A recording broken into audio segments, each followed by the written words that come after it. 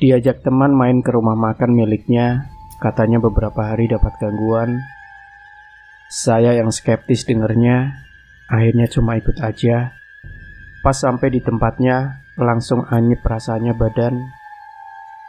Nggak tahu kenapa di posisi seperti ini, kadang kita bingung kalau manusia bisa sejahat itu loh. Disuruh lihat nanamnya di mana, lah dikata saya bisa lihat. Hanya karena dia tahu saya sering nulis cerita horor orang.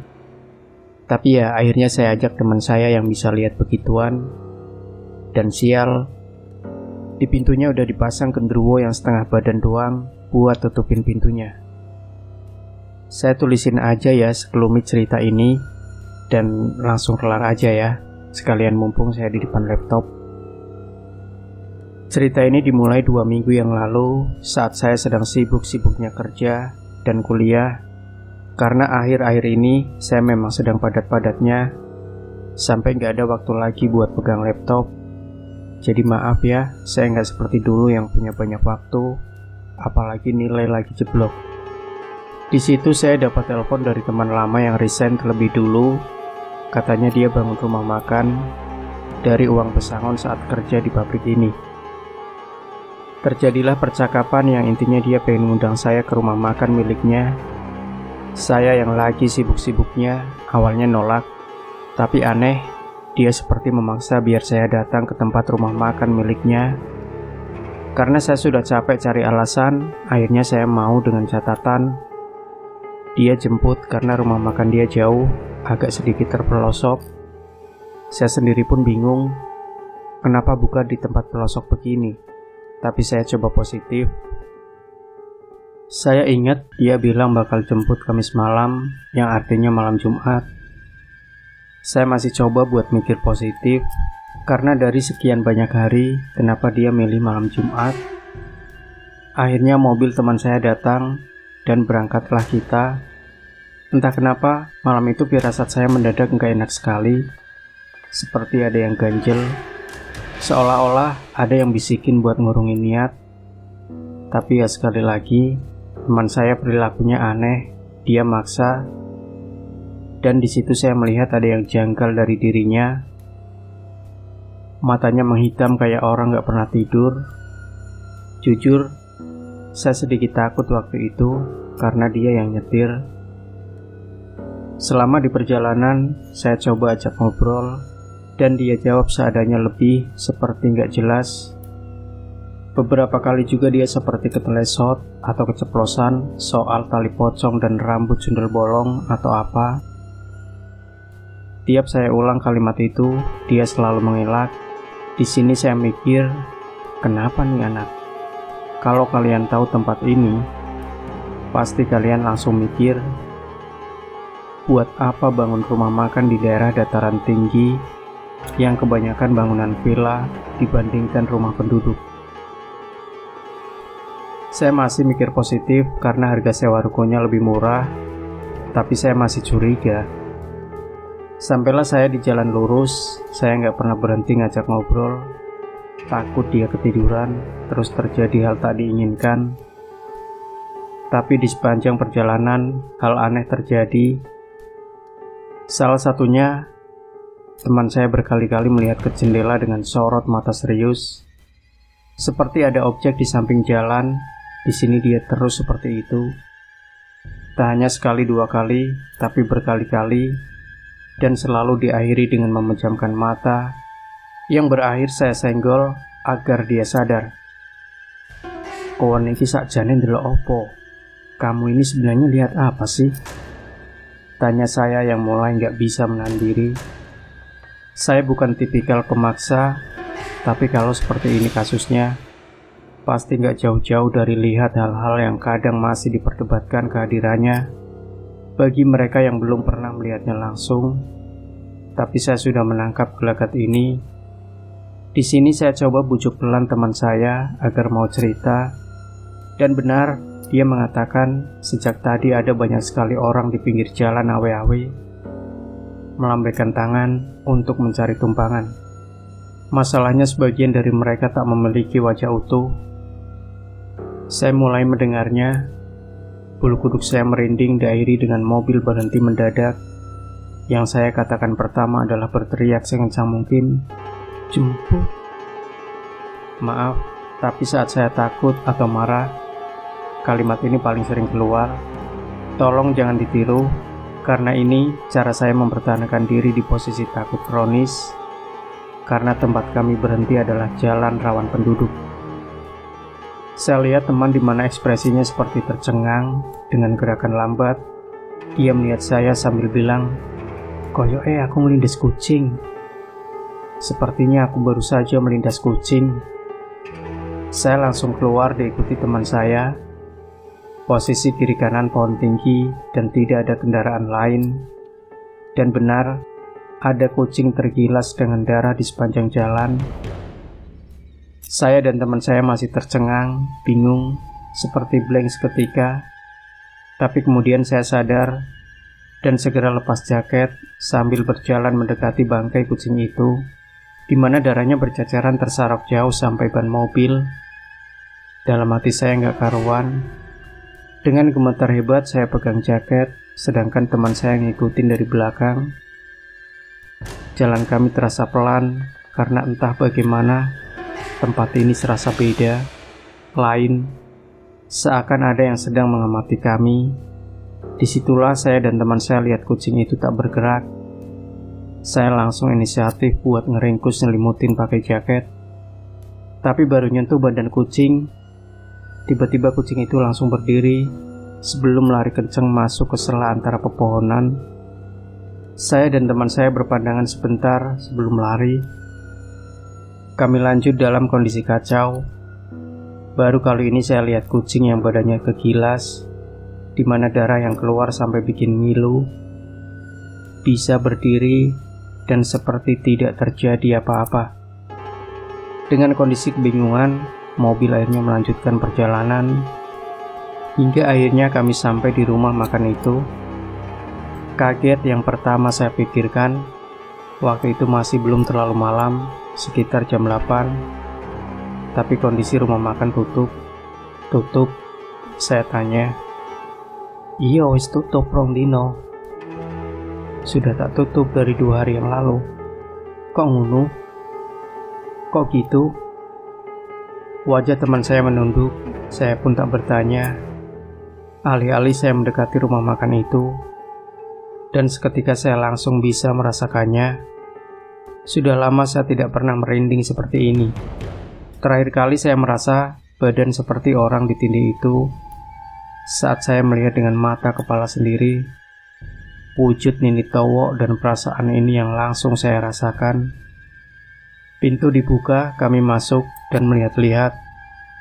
Lampu sudah dinyalakan. Di situ saya tanya sejak kapan ini terjadi, lalu apakah ada orang yang menunjukkan ketidaksukaannya. Namun teman saya bilang gak ada, lebih tepatnya tidak menunjukkan ketidaksukaannya, sehingga teman saya tidak tahu. Kami duduk di ruang makan, tiba-tiba seperti ada yang ingin menunjukkan kehadirannya. Kami dikejutkan dengan suara lantang dari arah dapur. Seketika saya terlonjak berdiri, tapi teman saya menghentikan saya. "Barno, paling iku ndas gelondong. Biarin, paling itu kepala menggelinding." Saya kaget, ini sudah kacau menurut saya. Langsung saya interogasi apa maksud ucapan-ucapannya dari tadi. Di sini dia mengaku kalau bisa lihat sejak beberapa minggu setelah pembukaan rumah makan ini. Masalahnya yang dia lihat nggak semuanya. Dia hanya bisa melihat yang kedapatan atau apes. Intinya, pertama kali dia melihat ndas peringisan, kepala yang tersenyum menyeringai itu, saat dia mendapat laporan dari karyawati kalau tiap menanak nasi tidak pernah matang, padahal api dalam kondisi menyala. Diperiksalah nasi itu, dan kaget teman saya mendapati kepala di dalamnya. Tapi di balik semua itu, teman saya narik tangan saya, membawa saya keluar dari rumah makan, di mana dia menunjuk pohon besar cukup jauh di samping jalan. Saya bingung, lantas kenapa dengan pohon itu? Teman saya dengan muka frustasi bilang, ada pocong sedang mengintip, dan dia terus di sana. Tapi dari semua itu, teman saya paling takut sama satu yang munculnya tidak bisa ditebak. Wujudnya menyerupai perempuan. Biasanya dia terbang melintas, suara tawanya membuat ciut. Yang paling menakutkan, dia biasa mengikuti pembeli yang memilih membungkus makanan. Saya hanya diam mendengarnya. Saya pun langsung bertanya alasan kenapa dia mengajak saya ke sini, dan dia melihat saya sambil bingung. "Wes toh, lak ngomong lo, sudah ngomong aja," kata saya. Di situ dia mengatakan kalau pernah ada pembeli yang kasihan sama dia, dan mengatakan kalau di samping kanan bangunan ada kain kafan. "Hubungannya karo aku apa? Hubungannya sama saya apa?" tanya saya waktu itu. Di situ dia sudah diberitahu kalau yang ambil nggak boleh sembarang orang. Paling bagus adalah orang yang pernah mengalami atau setidaknya melihat makhluk seperti mereka. Karena jujur, hal ini butuh mental yang kuat. Yang pertama saya bilang adalah, "Kok nggak awakmu ae? Kenapa nggak kamu saja?" Di sini dia mengatakan bahwa dia sudah pernah mengambil sampai 7 kali. Tapi kain itu setiap kali dibakar, kembali lagi dan kembali lagi. Berbeda bila yang ambil adalah saya. Di sini saya bingung, piye maksudnya? Jadi pembeli itu kabarnya balik ke sana untuk melihat, dan ternyata sama saja. Di sini dia berkata alasan kenapa kain kafan itu kembali dan kembali adalah karena kain kafan itu adalah milik bayi yang meninggal bersama ibunya. Kain itu dipendam, diikat di tanah tersebut, sehingga tidak semua orang bisa mengambilnya. Sosok pocong yang bersembunyi di balik pohon itu adalah ibu dari si jabang bayi, yang kain kafannya dilucuti, sehingga setiap malam si ibu akan datang. Dan karena rasa marahnya diperlakukan seperti itu, berimbas pada busuknya makanan di sini. Pertanyaan saya masih belum terjawab. Saya pun mendesak agar dia tidak muter-muter. Dan alasan kenapa harus saya, rupanya adalah karena setelah ditelusuri, rupanya harus orang yang rumahnya menghadap ke timur. Hal ini bersamaan dengan si penanam yang rumahnya juga menghadap ke timur. Saya diam dan memohon karena di rumah juga sama kacaunya. Bahkan di rumahnya satu keluarga sakit-sakitan. Awalnya saya keberatan dengan hal-hal seperti ini, sampai terpaksa saya mengusulkan untuk memanggil kawan saya, seseorang yang kebetulan seringkali menghadapi hal ini. Awalnya dia menolak karena sudah 3-4 kali orang pernah didatangkan dan semuanya tak mau. Alasannya yang menanam ini bukan hanya satu orang, melainkan 4 orang sekaligus. Malam itu kami memutuskan tetap menggali tanah di samping bangunan. Benar saja ada kain kecil lusuh dilipat dengan tanah basah, seperti tanah liat tapi busuk. Saya menolak mengambilnya dan berkata, mungkin kawan saya berjodoh dengan masalah dia. Akhirnya dia menyerah, kami pun pergi. 4 hari setelah kejadian itu, saya ganti yang mendapatkan teror. Jadi kamar saya sekarang ada di lantai 2, dan seluruh keluarga saya tidur di lantai bawah. Sebelumnya saya nyaman-nyaman saja tidur di atas, sampai gangguan pertama itu muncul, dan saya benci harus mengakuinya. Setiap kali saya tidur, saya pasti terbangun selalu di jam 2 malam. Dan saat itu terjadi, saya tidak akan bisa tidur lagi. Perasaan saya was-was. Lalu kemudian saya bisa merasakan di luar kamar, seperti ada bayangan mondar-mandir. Awalnya saya pikir, mungkin saja ibu saya, tapi apa yang dia lakukan? Hari pertama, kedua saya masih coba untuk berani. Saya sedikit gengsi kalau ketahuan keluarga saya takut. Karena jujur, kamar teraman ya kamar lama saya itu. Puncaknya saya nggak kuat dan mencoba mengintip bayangan di luar kamar, di mana saya nggak menemukan siapapun. Tapi di jendela saya melihatnya. Saya ingat ada wajah perempuan melotot. Wajah yang benar-benar wajah perempuan. Wajahnya cuma seperti mengintip dari bawah, dan saya ingat dia tersenyum melihat saya yang langsung lari menuju kamar saya yang dulu. Bagaimana bisa manusia mengintip di jendela lantai 2 tanpa ada pijakan? Untungnya kawan saya juga mau saya bawa ke rumah makan itu, seperti dapat firasat di mana tanpa saya suruh dia. Untungnya kawan saya yang mau saya bawa ke rumah makan itu, seperti dapat firasat di mana tanpa saya suruh dia menawarkan agar diantar ke sana secepatnya. Saya pun bersyukur, berharap ini cepat selesai. Sekarang saya balik ke kamar yang dulu, dan sekarang kamar lantai 2 kosong tak berpenghuni. Saya hubungi teman saya, dia bilang akan nunggu di sana. Dan di sini kawan saya panggil saja Bono. Di sepanjang jalan ketawa-ketawa sambil lihat kiri kanan jalan.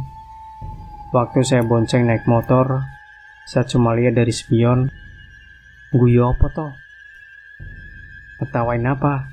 kata saya, tapi teman saya tak menjawab. Hal pertama yang Bono lakukan bukannya menyalami tangan teman saya. Dia malah tanya di mana linggisnya disimpan. Teman saya awalnya bingung, dan diambillah linggis yang kemudian dipakai Bono untuk memukul pondasi keramik. Di sana ada segumpal rambut. Saya diam gak percaya dengan hal ini. Si Bono ini kebetulan hanya pakai sarung dengan kepala memakai kopiah. Diambillah segumpal rambut itu, dimasukkan ke lipatan sarungnya sambil melotot melihat-lihat isi di dalam. Saya nggak bisa menggambarkan wajah si Bono yang kadang marah, kadang tertawa. Di sini yang buat kami terperanjat adalah bisa-bisanya Bono memungut seekor ayam yang kepalanya nyaris putus dari dapur dan dibawa serta ditunjukkan pada kami. Namun ekspresi teman saya ketakutan sampai memalingkan mukanya. "Opo, apa ini?" tanya saya. "Yo iki ndase, Mas." Tapi yang paling lama adalah menyingkirkan kain pocong, di mana Bono duduk bersila di depan tanah tempat kami menggali kemarin. Bono seperti bicara, tapi sesekali ia melihat teman saya yang masih syok. Malam semakin larut, Bono masih bicara sendiri, sedangkan kami semakin janggal. Teman saya yang berdiri di samping tiba-tiba terhuyung sebelum menangis meraung-raung. Saya kebingungan. Bono mendekati teman saya sebelum bertanya, "Apa sing mau pangan, Mas? Apa yang kamu makan, Mas?" Teman saya hanya melotot sambil sesekali membentak seperti orang kerasukan. Sesekali membentak, sesekali meraung lagi. Bono hanya memijat lehernya sampai teman saya akhirnya tenang. Malam itu akhirnya kami duduk di ruang tengah saling berbicara. Di sini Bono menceritakan semuanya. "Sego pecel sing diteringgo awakmu iku salah sijine, Mas. Nasi pecel yang diberikan sama kamu dulu itu salah satu media yang dipakai." Saya bingung bertanya pada teman saya, dan dia menceritakan ada rumah makan yang menjual nasi pecel. Pernah datang memberi beberapa bungkus nasi untuk teman saya dan karyawannya. Ia pikir hanya tetangga baik. "Ngene, Mas, aku iso mbalekno.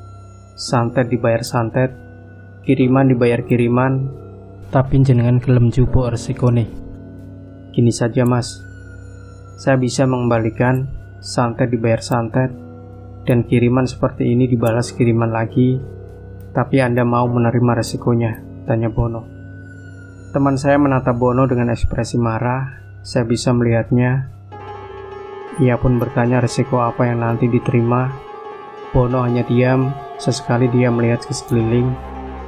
"Paling murah ya 1 nyawa anggota keluarga, Mas." Di sini saya pun tertegun. Saya kenal Bono dari orang lain.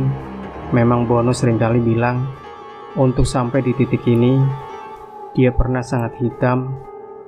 Namun dia adalah salah satu orang yang sudah saya anggap bapak sendiri. Di balik kumis tebalnya, saya tahu Bono orang baik. Tapi malam ini saya sedikit meragukan hal itu. Lama kami diam. Tiba-tiba tangisan teman saya pecah.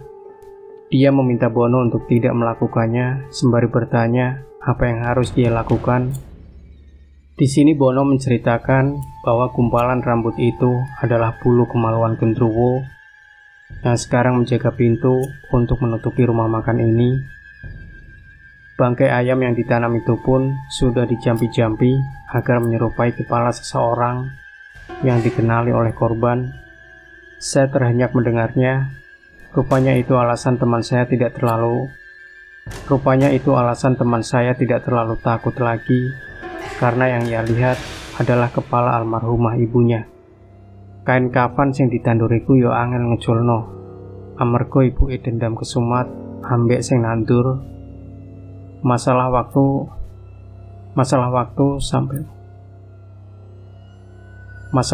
sampai wong iku kenek watune, Mas. Kain kafan yang ditanam itu juga sulit melepasinya karena ibunya dendam kesumat sama yang nanam. Hanya masalah waktu sampai kena batu. Bono pun berdiri, lantas memijit lagi leher teman saya, dan perlahan dia mulai memuntahkan isi perutnya yang penuh dengan belatung dan rambut gumpal. Saya yang melihatnya langsung menyingkir karena aromanya busuk sekali, lebih busuk dari bangkai tikus. "Pindah ayo Mas," ucap Bono. Bono pun membisiki teman saya, memberitahu nama-nama mereka tanpa membuat saya mendengarnya. Saya pun sadar, saya hanya bisa membantu sebatas ini dan tak perlu tahu lebih jauh. Karena seyogianya manusia, saya pun tidak terima dengan perlakuan mereka. Akhirnya, kami sepakat menutup rumah makan. Di perjalanan pulang, saya berterima kasih sama Bono atas bantuannya. Lantas saya bertanya, kenapa dia mengajukan tawaran itu. Bagaimana bila teman saya memilih untuk membalas? Hal yang membuat saya sekarang sangat menghormati Bono adalah ketika dia mengatakan bila Bono tahu teman saya hanya diuji. Bono hanya ingin tahu apakah dengan dendam diperlakukan seperti itu, manusia akan sanggup membalas tanpa memperhitungkan kekuatan besar lain yang lebih pantas memberi balasan setimpal dibandingkan dengan dirinya. Dan teman saya membuat Bono puas dengan pilihannya.